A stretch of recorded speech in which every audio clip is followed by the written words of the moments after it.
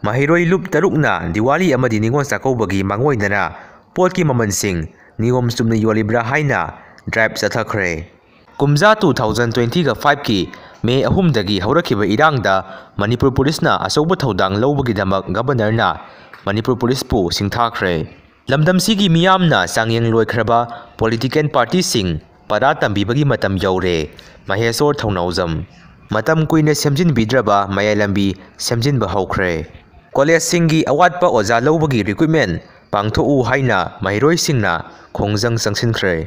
Muibana mahaki poklafam lamdam somda lakpaga iroinana mamangda mahangna tawkhiba aranba sing naga miyamda lale haigadabani.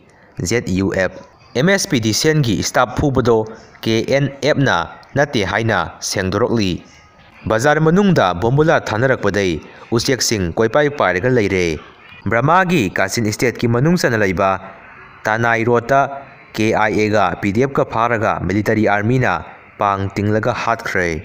PDF ki deputy commander ama bom na panbadagi ngasi sikhre.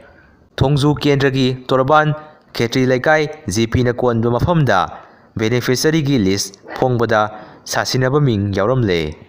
Chindadi amuktadi punsi haibado punnaba honabada BJP gi MLA ama phawba lakte. Honorable MP Oja Angomsa Bimol Akoijamna political party gi wangmanlana miyam gi mihut oina parliament amadi assembly da phamiba mihut mayamsi amuktang phaminasi haibada karigi yadribano. Blood cancer gi risk hanthananaba energy drink thakloidabani studies